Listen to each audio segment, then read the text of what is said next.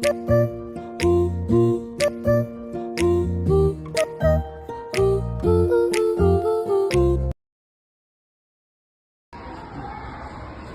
पाडवा प्रवेश वाढवा प्रवेश सुरू.